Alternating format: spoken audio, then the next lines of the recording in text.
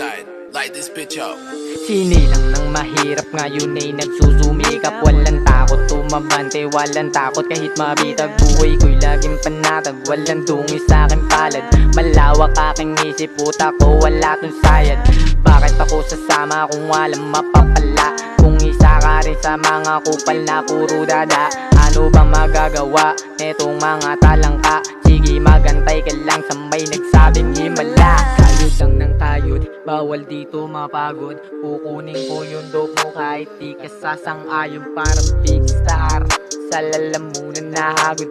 Malawis mali pa magpausok may pasabog. Kaya sa mga bitch, huwag nyo na akong tanungin. Sisupa mga banat nyo para kayong badeng. At kay G.E, dito mo na matutuklasan. Kwento namin dalawa, di ko na babalikan. At shout out sa mga tropa ko dyang ang puso. Tutal silang lahat, sinunod ko mga payo. Patawad kung ako ngayon ay nawala. Kung may pera lang kasi gusto ko may mabala. Para tong shockwave, di ka bagay dito sa amin. Kung gusto mong sakupin to, dapat di ka iyakin. At sa hoods ko, dami ditong sinasalin.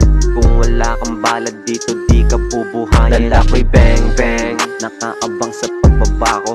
Mga labas dila na akala mo ay aso. Parang same same, katulad lang nung ginawa nyo. Ginamit ko ang utak, sinuway ko mga payo. Each time na lowered, lumiit lang yung size. Pero hindi to makitid, daig pa nag-advise. Kasi sa lalim ng hinugot, di compatible size. Sinubukan kong lumawak na natili sa low. Aning ka ba tol? Kaya kong sumabay, kaya wag mo kong yayabangan sa iyong galamay. At mga haters, hindi ko pinasakay. Malapit na nung sa malayo, tsaka lang umaway. Wala naman akong ibang hangad yung ginawa ko. Kahit na malinis sa mata nila binago. Wala naman akong ibang hangad yung ginawa ko. Kahit na malinis sa mata nila binago. Ibang galawan daw yung nakikita nila sa'kin.